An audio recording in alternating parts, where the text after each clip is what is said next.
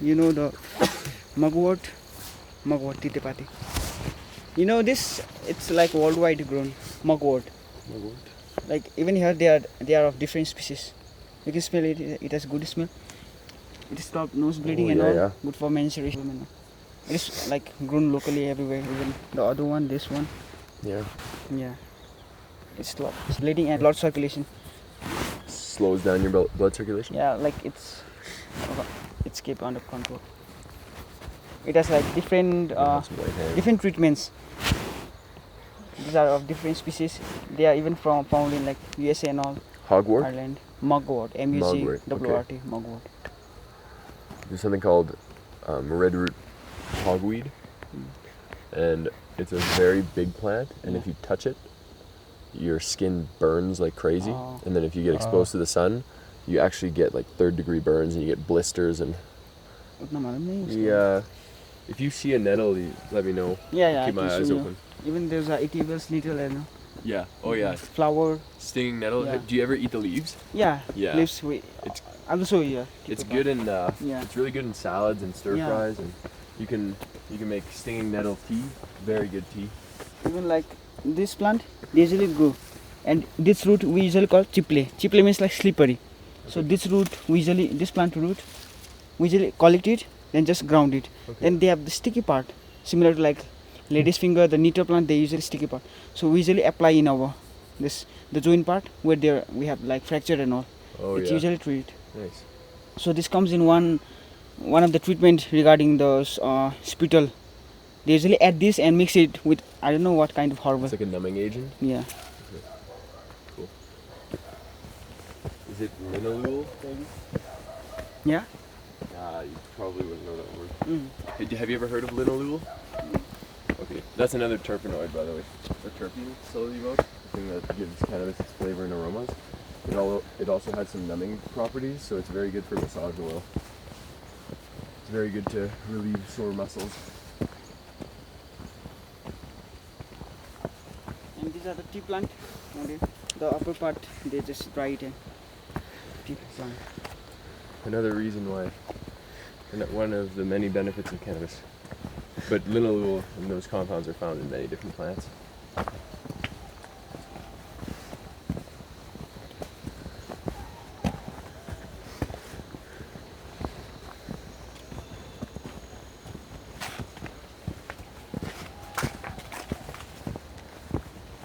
Thank you so much for showing us around, Tinduk.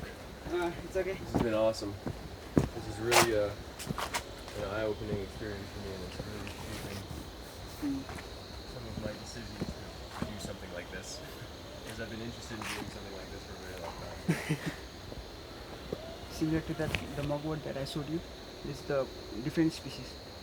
Like the monk, they usually dry this and just burn. The good smell you get. Like yesterday you got plastic, so they usually mix this also. The smell you get when you burn it. Because different species, these are tall ones. These are like they are not too tall, short ones.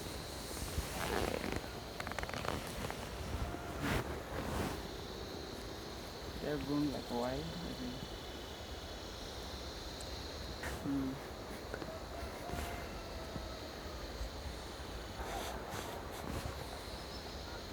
And like here, I'll try.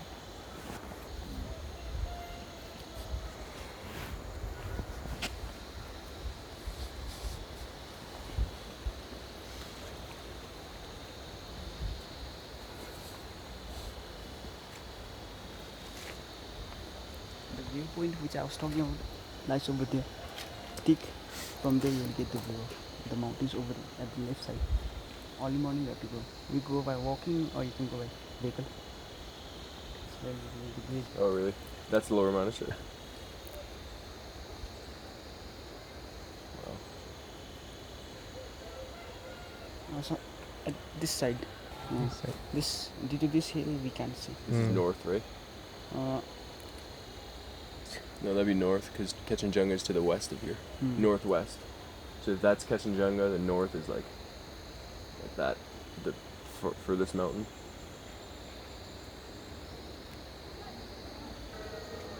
Which this? Yeah, the Yeah, the pink, like that's our building. Down there, like you are talking about the red, then green, then comes the brownish purple color. That's our homestay.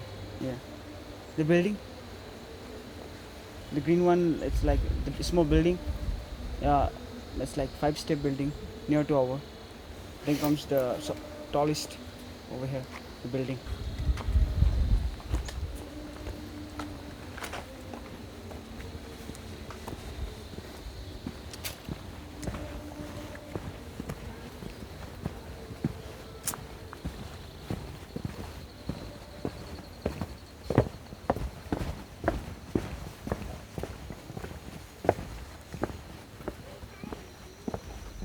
Go to then this one. Like you can even see they have already bloomed flower. Yeah, they have already bloomed flowers, so fruit. Yeah, you can. Not actual. Is this all Sanskrit? It's Buddhism, Buddhist. Oh, it's Buddhist. Yeah, Tibetan. Like similar Bhutia language. Yeah.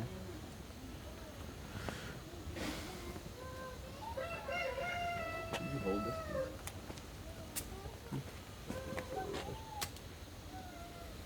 Flags, they have like different meaning. Different colors, different meaning. Right. Different mantras you can. That would This is the plant aloe vera, and this like they usually call Chinese apple or Kashmir apple. This yeah. It is good for like diabetes. It's tasteless things usually are good for diabetes. I think that The fruit part you can see Chinese apple over there.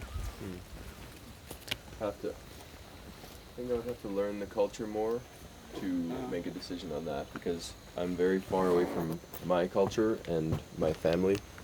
So me living here, I would likely be very content with the circumstances, as long as the culture like truly encompasses what I believe in. And so far it does, but I think the biggest factor is the fact that I'm far away from my family and my cultural norms, because I do value my culture as well. But this is definitely the lifestyle that I'm very interested in living. ठिकै छ छुट्टी छ अहिले छुट्टी छ घर जानु Sorry, go on. Just from an outsider. भन त को चाहिँ यता Canada Canada Namaste. Canada Calcutta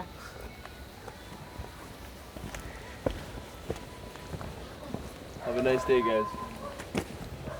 No, I understand that. I definitely understand that. marijuana you can get to see over there. The stall. Oh yeah.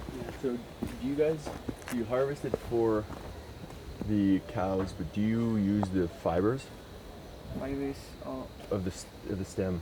These fibers are incredibly strong. we don't use. Yeah. So do you know what hemp is? Okay. Yeah. These do well in acidic soils, does well in acidic soils, and where you would find nettles and stuff like that, generally has acidic soil. And Nettle plant over there. yeah, that makes sense. Those are the eatable type of plant. But you either want to dry it or put it in a frying or cook it in some way. It's very, very delicious, Yeah. but it's very flavorful. But what causes the itchy feeling is the sort of leaves. So if you sit, you can grab it like a taco. Not the upper part, the outer portion.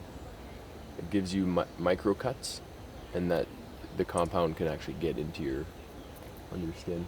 But no, so both hemp and marijuana are the same plant. They're both cannabis. They're both cannabis sativa, and cannabis sativa and indica it's like a gray area. They're both cannabis sativa, and the only thing that made it hemp was a research study in, I believe it was Harvard in the 50s, maybe the 30s. Anyway, I forget the year. And the only thing that makes it hemp is under 0.3% THC content. So that's most countries, and then 0.2% THC content in a couple others. That's the only reason it's hemp, is because of the concentration of THC. So like growing marijuana or growing hemp, it's the same thing. But they're generally, you call hemp what is bred for low THC, so it's legal, and like the only reason it's legal is because it's not psychoactive. That's why it has to be under 0.3, and also the fibers. So like marijuana also has good fibers, but it's not bred for that reason, so it's kind of disregarded. And that's another line of study that I'm interested in doing, is research on cannabis, and I'm very interested in developing a cannabis industry that's more sustainable, and that we breed for both recreational and medicinal use, as well as the fibers, because we can very well do that. We can pay attention to both cannabinoid and terpenoid content, as well as the fibers content. So then you would be able to harvest the flowers for, again, whether it's recreational use or for the countless medicinal purposes that it's used for, as well as harvesting it for the fibers. Tree tomato. Yeah, we usually make like fragment it, and usually eat acha. We usually makes like flavor. It is like a flavor. Those are raw. They will, when ripened, then it's turned to red. Even this like titebi, like the bitter gourd something. Yeah, karela. So even this like tite karela we say. Yeah, these fruits we usually call karela, tite karela, bitter karela. These layers are crazy. Squash. So many layers to this photo.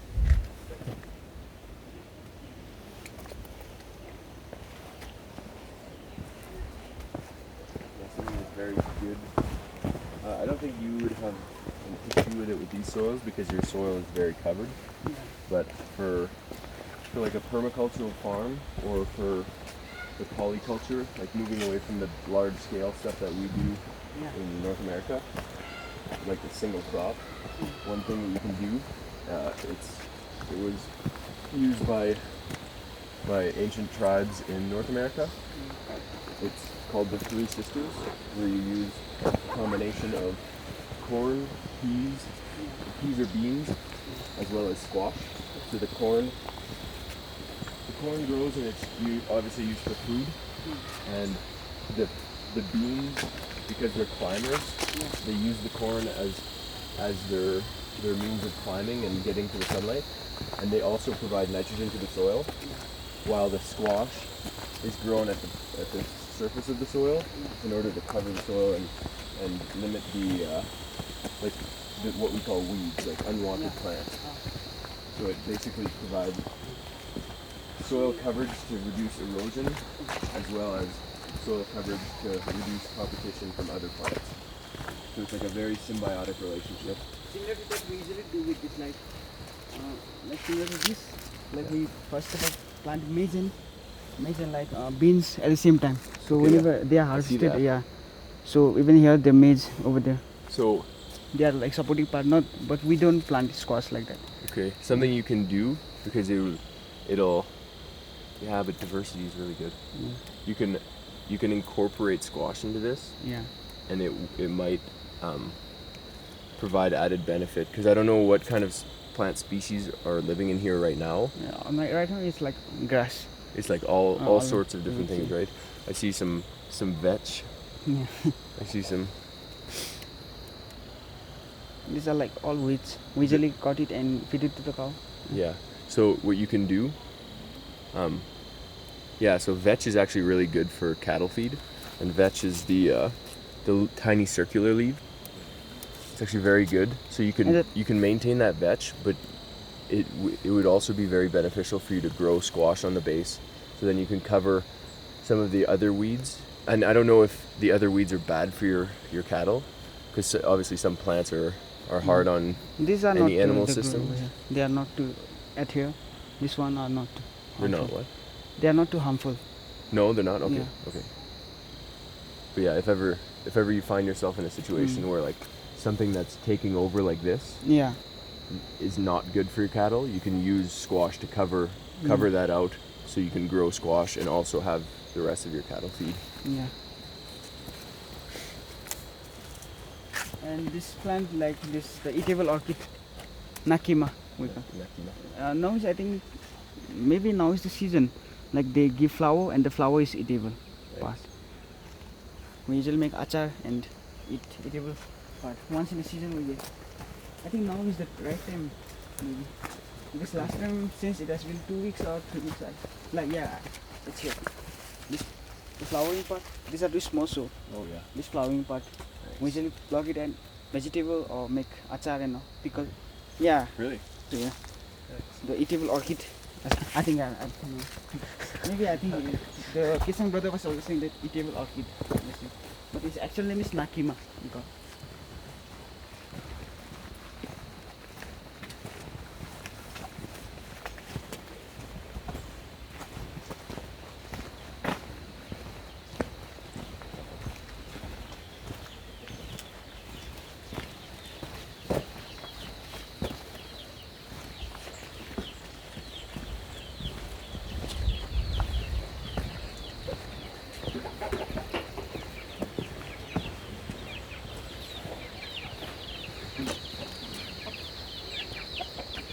Just laying the egg over there.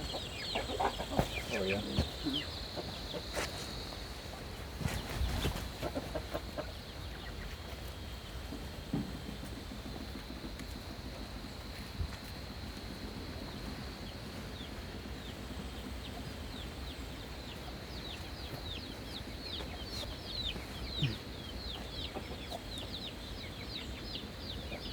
The What? zoom lens. Oh.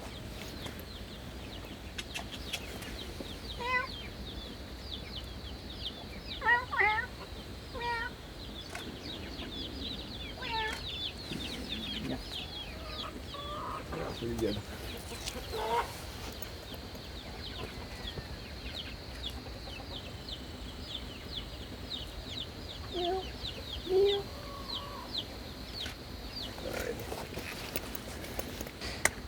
Nice if it was more in the corner so I could get more of the landscape, but cute little cat.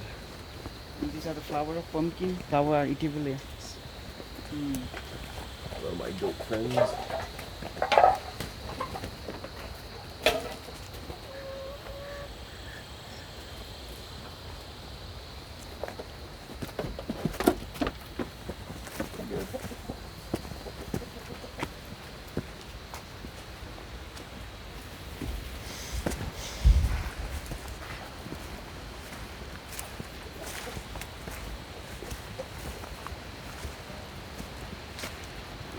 Good. And these are different species of needle plant.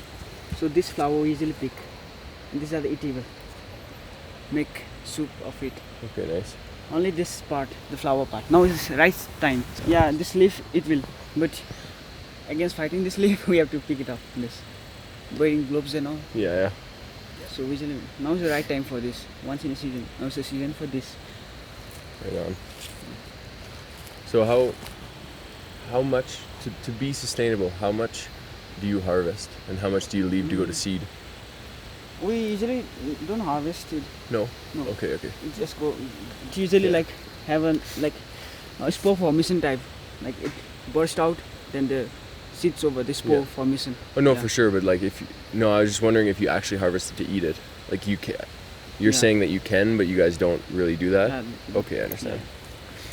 Because I was gonna say like you would have to cycle every now and then because there would be a seed bank Yeah. because these seeds, actually they're very small. They might be yearly, but many seeds can last like some tree seeds can last up to 25 years in the soil before they can germinate and survive. So you're, especially this area, it's so biodiverse. Your seed bank in the soil is probably super rich.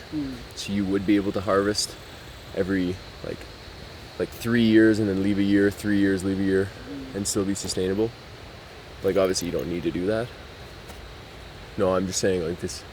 This area is so incredibly diverse. Yeah. It's so cool.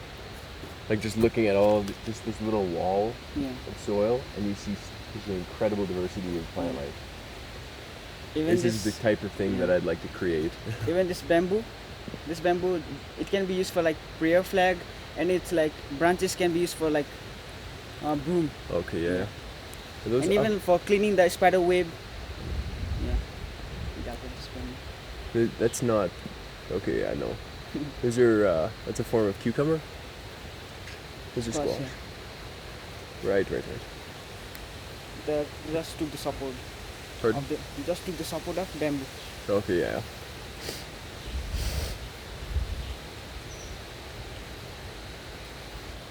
No, I was just saying its root can be used as in your joint pains, yeah. And these are like common.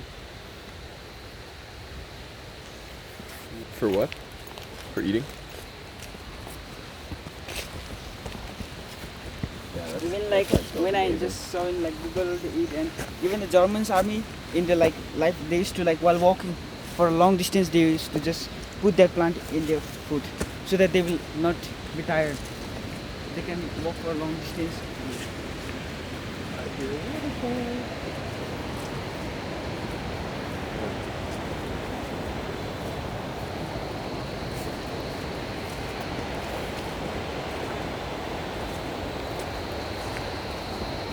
Like you were saying some weed, like even this plant, it can be used as like while having headache and all, Oh, really? so throat pain.